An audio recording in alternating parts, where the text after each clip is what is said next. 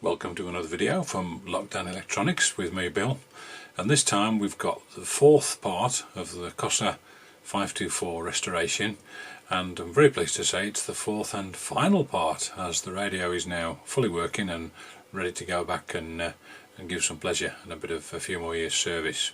So let's go and have a look at how she looks now. Okay, well, here you are with the Cossor 524 back in its case, and only one thing is a blemish really, is actually that knob. That knob there is definitely the original. I've seen photographs, it usually comes with a pair of those, so until I can obtain one at a sensible price, since people seem to want ridiculous price for second-hand Bakelite knobs, I'm going to live with the one that it came with, which does do the job. So we've got volume, on, off and tone, we've got wave change, and we've got tuning. So currently we're tuned to long wave, right at the top end of the band. It's daytime here in the UK, so probably only going to find one thing on long wave, which is Radio 4 transmitted from Droitwich on 198 kHz. So we'll just tune down.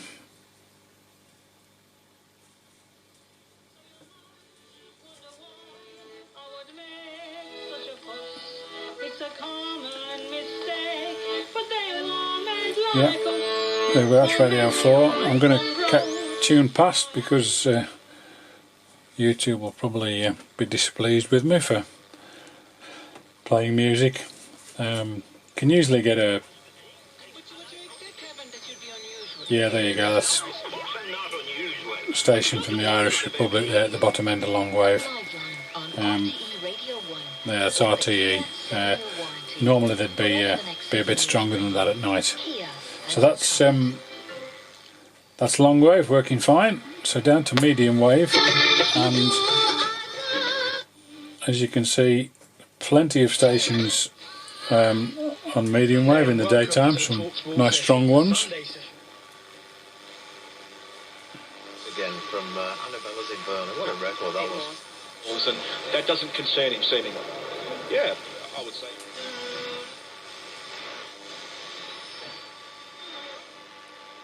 Book called The Grant Story, his coach trips. Especially in England, you've got to give yourself a best chance, and you can always catch up your score. You know.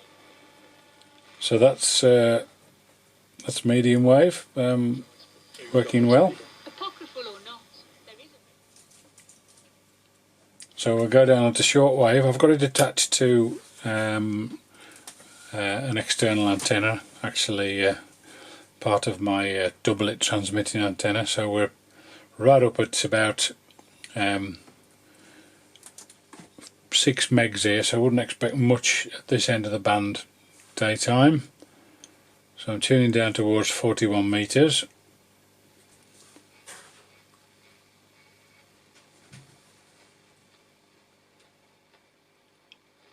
A few faint stations there right in the distance.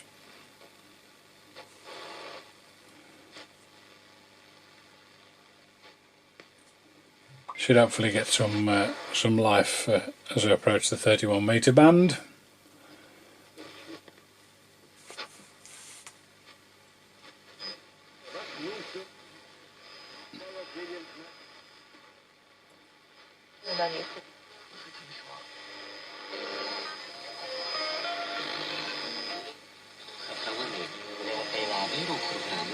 So that's 31 meter band, just about 9.5 megs.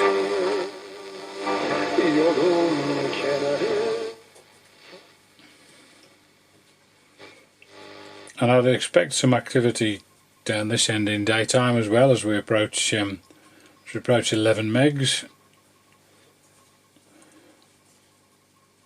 and the beginning of the 25 meter band.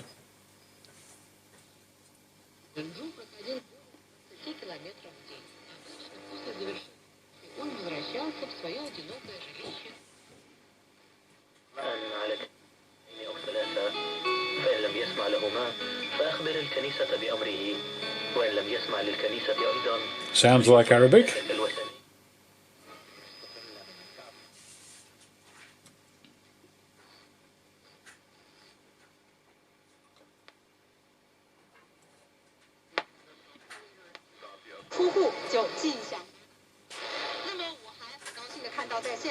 And some, inevitably some Chinese stations.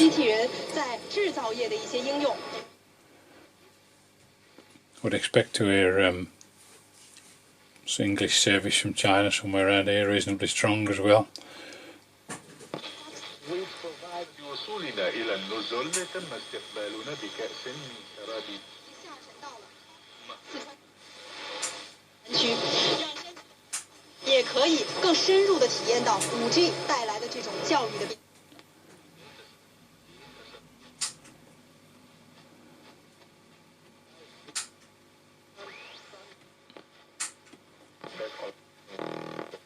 Just approaching 15 megahertz now on the 19 meter band.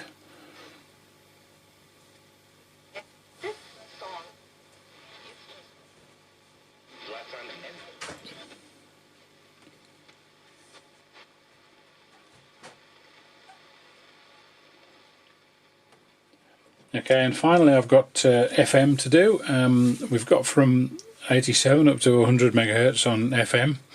As that's all that was available back in 1955 when this radio was produced, and it's got an internal loop antenna on the back cardboard panel, so I've got that connected for FM and it seems to work quite well. So we're on to FM. I'll probably whiz past the music. I'm expecting find some of that fairly quickly up here.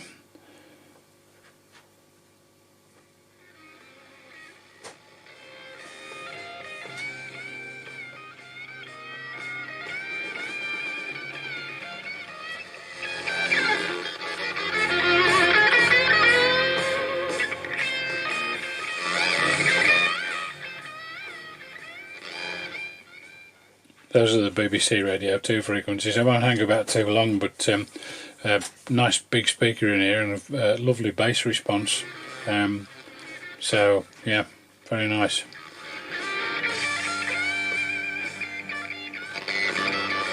About last week's nominations for the top 10 jazz albums of all time.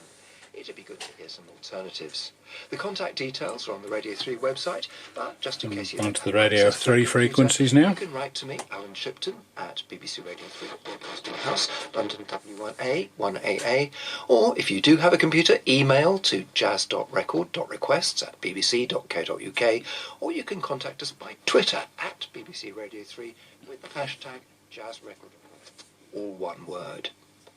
Now, many listeners may know bassist Andy Crowdy. He's been a fixture on the UK. I'm sure the designers and the makers of this radio would have been probably pretty amazed by hashtags and the World Wide Web.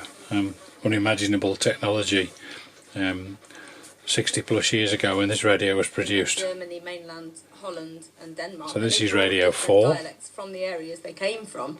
So it is, we can trace it right back to Mersey and Old English, and it hasn't changed that much perhaps. So we can see that a little bit in some of the features. In my role as a poet, I often work on oral history projects. And as part of one, I spoke with some young mums about dialect. They had gorgeous, Gornal and Sedgley accents. Said they wanted the babies they were holding not to end up sounding like them. Which made me sad. I wrote this poem in the voice of two flamingos in Dudley Zoo. One's a grandma and the other's a baby. There ain't a cloud in sight. She leads me to the river. My list to listen to. I've got I'll walk home when I finish today. I've got about an hour.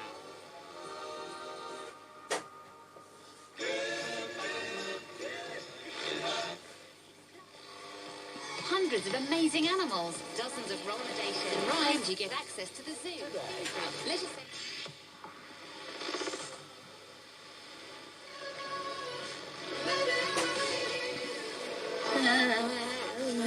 Oh, it's beautiful, Kate. Thank you. Zane and Sia and Dust Till Dawn. Tune of the weekend. I always like to join in for that bit. See what I can do. It's time for our tune of the weekend. And this weekend it's from Karen Harding and Digital Farm Animals. Now you might know Karen Harding. She worked with M&EK, remember back in 2014 on that song called Say Something. She's also worked with Example. So there we are, that's the Cossor 524 working nicely, and hopefully going to do that for a while longer now, so I'm very pleased with that, and hopefully it's going to find a new home somewhere and give some good service. Okay, well, all that's left to do is try and find a suitable knob for the right hand side so it can look a little bit more like its original condition, but I'm very pleased with the result, and I think it's found a new home, so that's going to be good. So thanks very much for sticking with the epic tale. I appreciate that. Hope you've enjoyed it. If you have, please click the thumbs up and like it, that would help. If not, you can click the thumbs down. Either is okay.